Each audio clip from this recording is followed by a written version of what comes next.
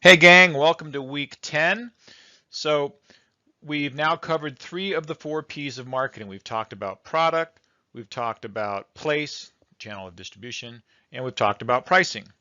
So the next several weeks of lecture are going to be talking about promotion. Promotion includes 4 things. We have advertising, public relations, personal sales, and sales promotion. So we touched on promotion way back earlier in the course when we talked about integrated marketing campaigns and the marketing mix. And now we're going to dive a little bit deeper into some of the subsets of the promotional mix. This lecture is about public relations. If you have a business with newsworthy activities, it tends to be the realm primarily of nonprofits, and also companies that have some eco-groovy components to them that the media likes to cover. Companies like Patagonia, that does a lot of environmental work, and Google, which has a lot of sustainability efforts. See on the left there, the Ronald McDonald House. So here's McDonald's, which may be not so good for people to eat, but then they also do some good works, some corporate social responsibility efforts through the Ronald McDonald House, and they generate good public relations off of those efforts.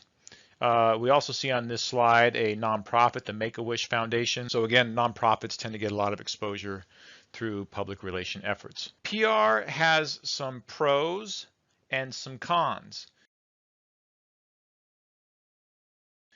One of the main pros, advantages of public relations as a promotional mix component is that it is free. It's free exposure for your business. Doesn't cost you anything. If the media comes out and covers your business or your event, you get free exposure. That's probably the main advantage of PR.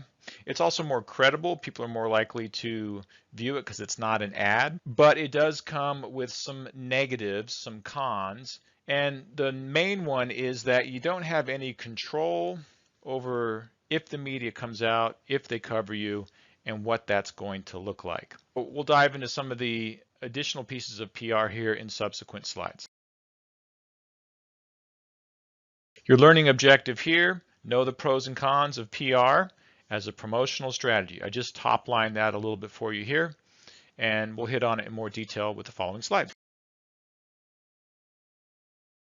So most large corporations, most big businesses have some type of public relations department. It might be named a communications department, or if it's a small company, a small firm, it might just be part of marketing's responsibility. Most companies have a media point person, and that person is responsible for interacting with the media.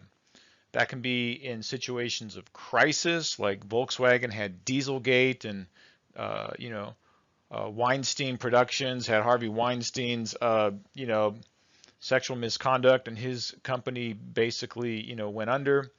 And there was probably a communications person that was the lead point person for communicating on behalf of the company. So it can be crisis. It can also be good works that the company does.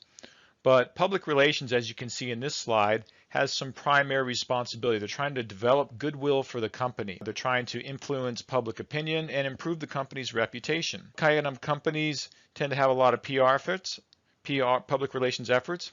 Companies that maybe don't have the best public opinion or the best reputation, so like chemical companies and gun manufacturers and oil refineries, British Petroleum, Shell Oil, those types of companies, Monsanto, GMO food, things like that. The more unsavory the company is, cigarette companies, the more likely they have a pretty aggressive public relations department.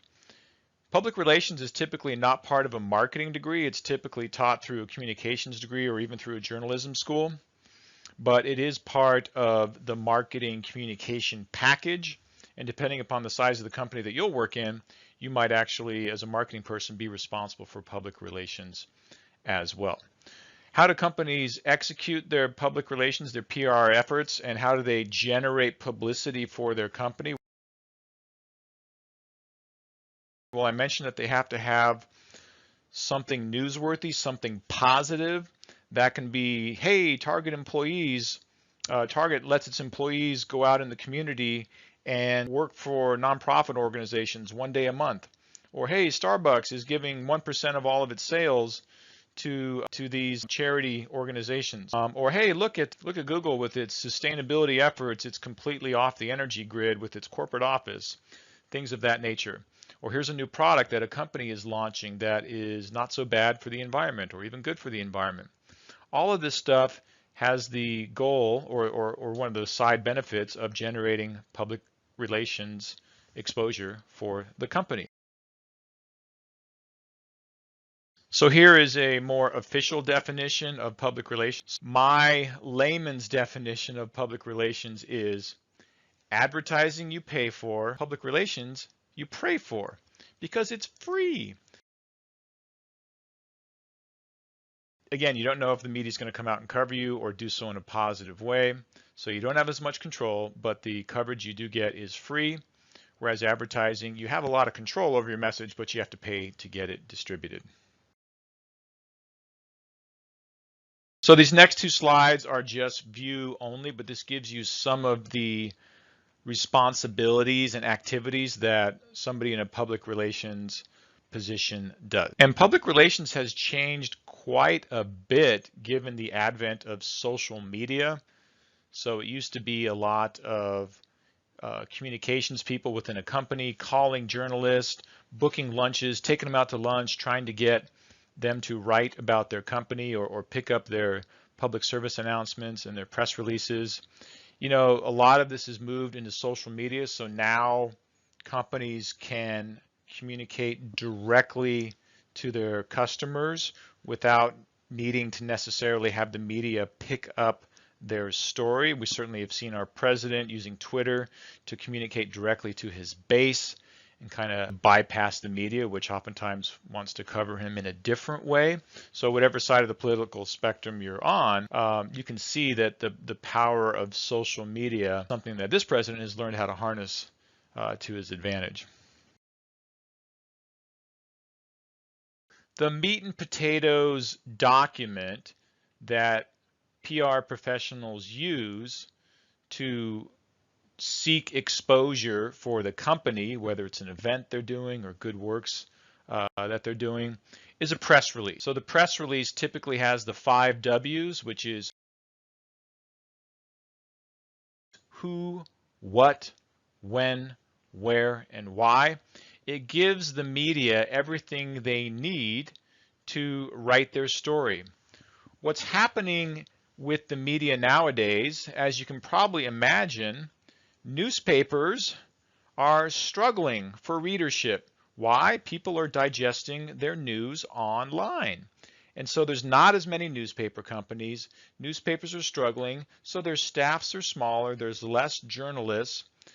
And the way a lot of news is generated, whether it's newspapers or even magazines, we're talking about print here, is these publications receive tons of press releases every day. So everybody's trying to get their news put into these publications, magazines, newspapers, even online sources like Huffington Post, etc. And the amount of actual journalism where those journalists are going out and researching their own stories and writing those stories has been reduced. About 80% of the news that you read about businesses, in the vast majority of it, especially if it's positive about a company, it's been generated by a press release. So it tends to be positive news about new products that they've launched, good financial performance of the company, and eco-groovy products and or good works that the company's doing in the community. Those are typically all press release generated. One of your assignments this week is to actually go find a news story that kind of smells like it's a press release generated news story. If it's positive about the company, it's most likely came from a press release. And what you're going to do is find the news story first and then do some detective work and go back and find the press release written by the company that generated that news story.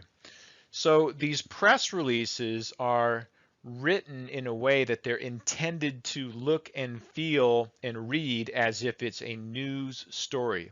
It's got a headline. It's got some quotes as if the organization was interviewed by the news company. But these were all written by the company. You can go into most companies' websites, and if you do a search within the company website for press releases, it'll take you to a newsroom or a media relations menu section of the company, and they list all their press releases there.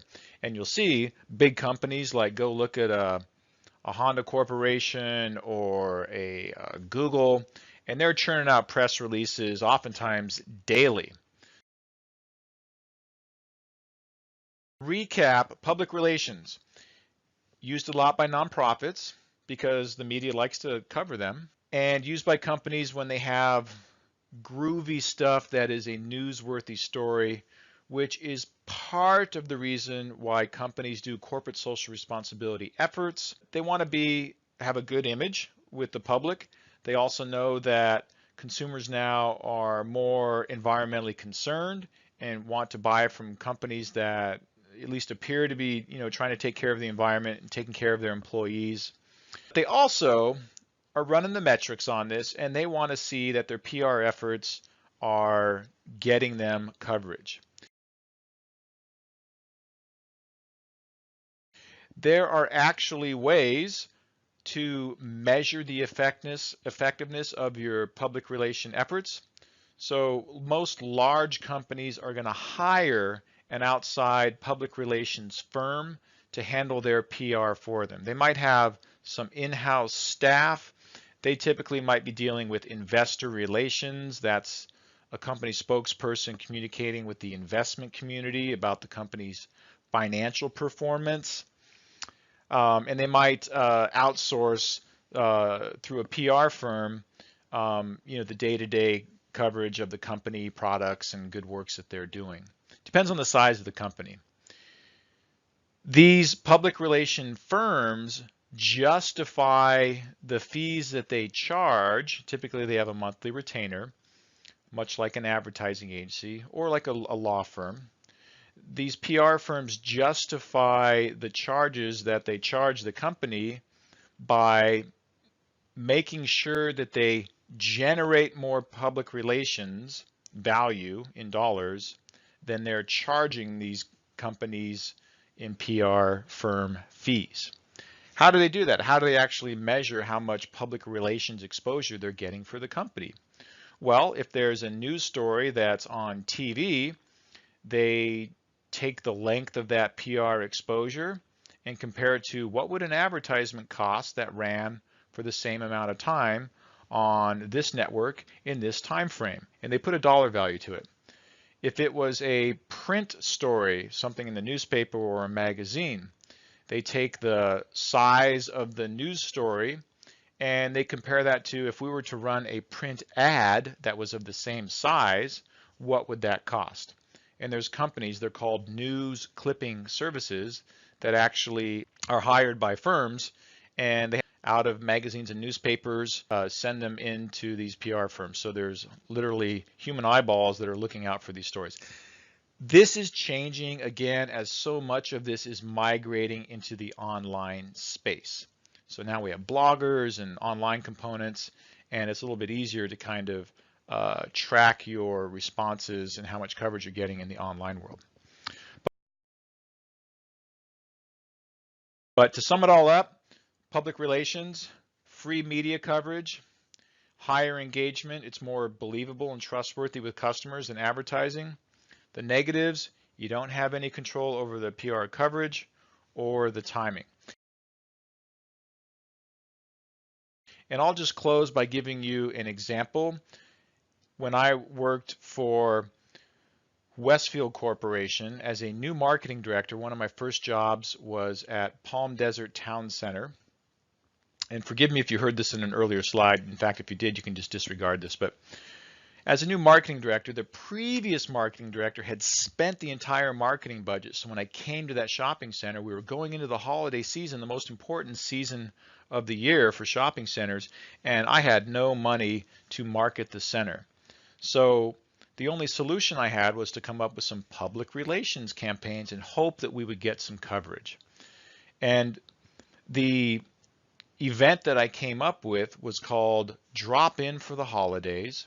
And I convinced a parachute lessons company that desperately wanted to be in our center to sell parachute lessons. I gave them some retail space for free in one of our empty kiosks in exchange for having the owner of the company put on a Santa suit and be willing to jump out of an airplane. And we used that event where Santa literally dropped in from the sky and dropped in and parachuted into Palm Desert Town Center.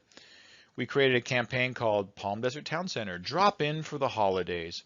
And Santa arrived down in his parachute, and the kids were there singing Christmas songs. And he got in a golf cart, and they drove him into the center where he could take Santa photos. And our holiday shopping season started, and we got a lot of news coverage for that special event, and we made sure that we did our Santa arrival before any of the other competing shopping centers. So lucky for me, it worked, and we got lots of coverage. But I will tell you, that day it was kind of drizzling and raining, and I don't know if any of you know anything about parachuting. I've never done it, but you can't jump when there's cloud cover. So we almost had to cancel the event.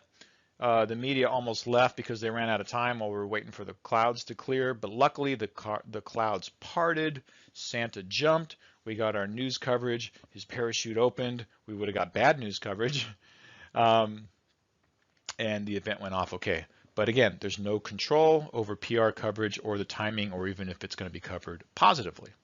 As always, thank you for listening. Any questions, send me an email. Bye-bye.